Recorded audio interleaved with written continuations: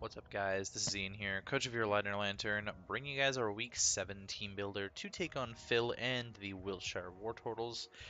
Um, you'll notice his record isn't updated for his Week 6 match. That's because I'm recording this ahead of time, because I am not really going to change the team, and I sort of just wanted to crank it out while I still have the ideas fresh in my mind. So, worthy to note that we play Phil twice this season.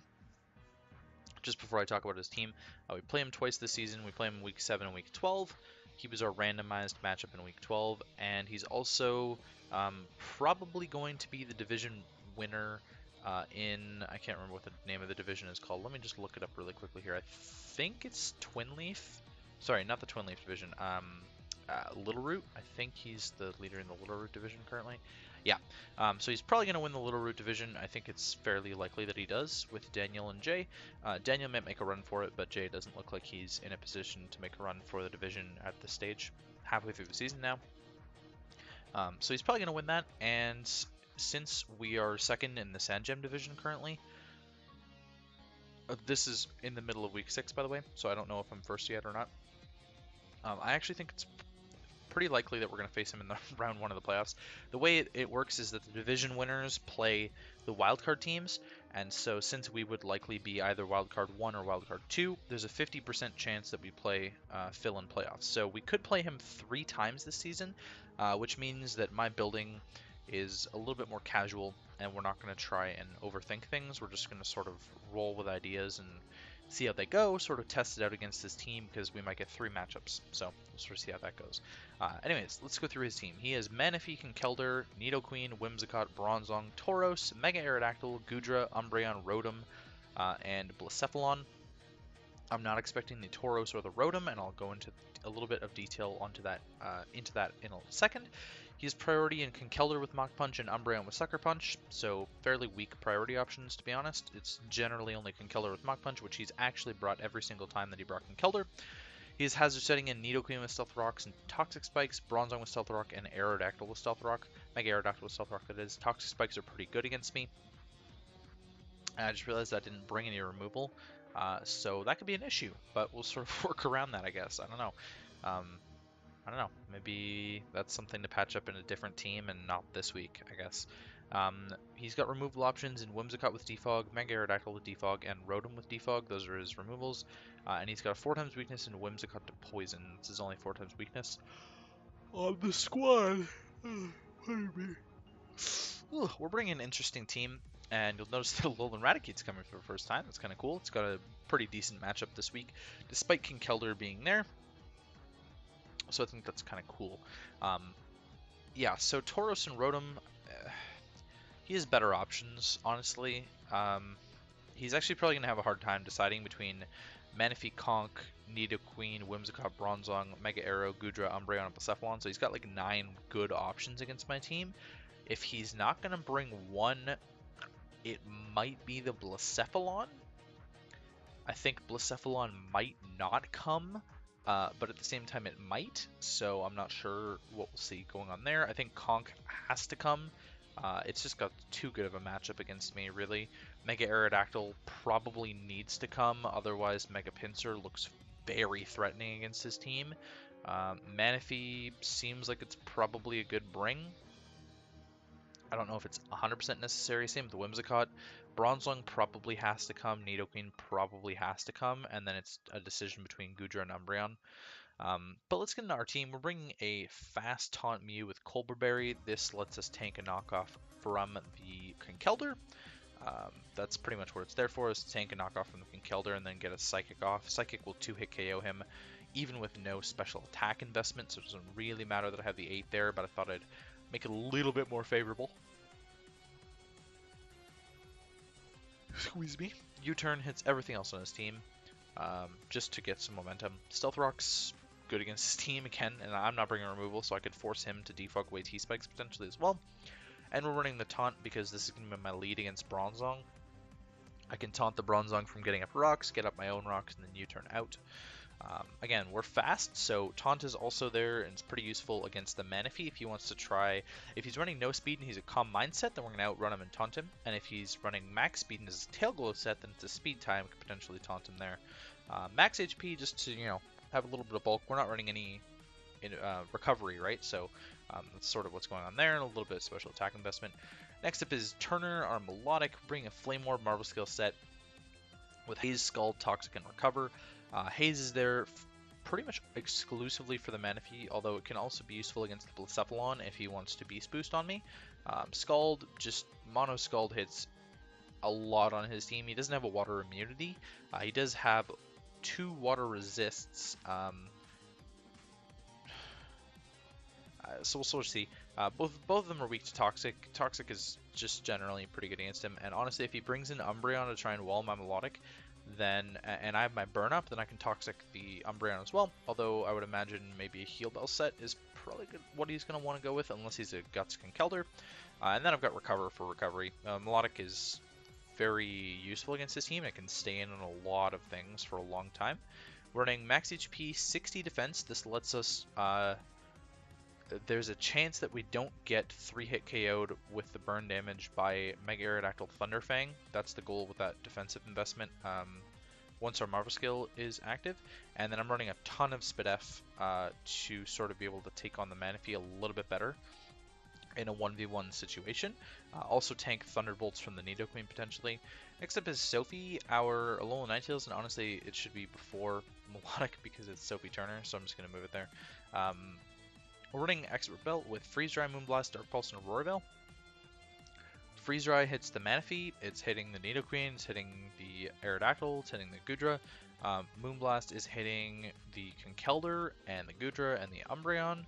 And then Dark Pulse is there for the Bronzong and the Blacephalon, both of which can switch in on Dual Stab pretty easily. And Dark Pulse kind of bodies both of them, honestly, especially with the Expert Belt.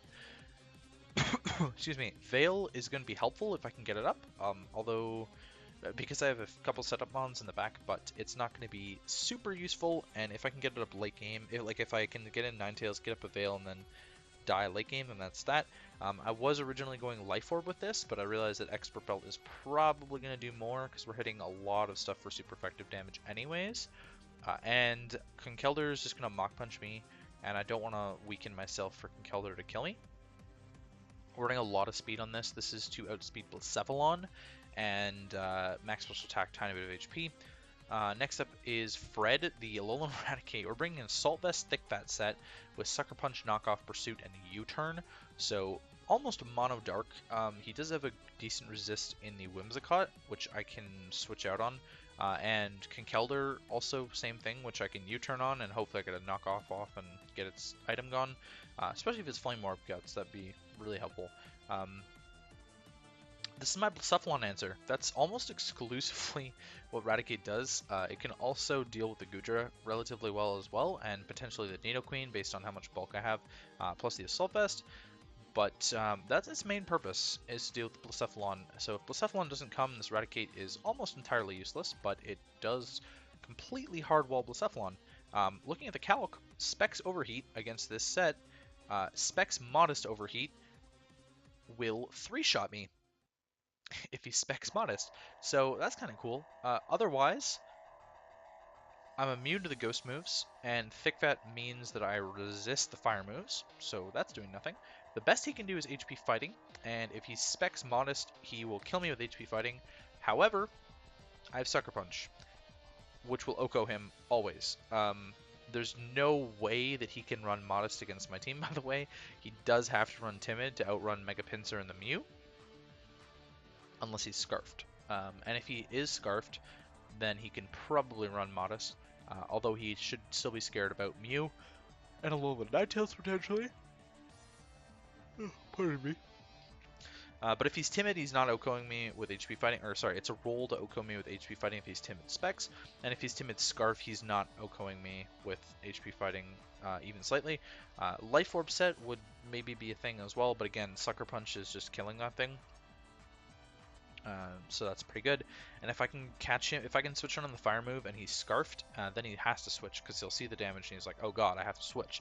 And Pursuit kills it. So that's Raticate's main job, is eliminating Blacephalon, which can just beast boost all over my team. So that's pretty free. Because I don't have the best fire resists, so that's what we're going with here is Raticate.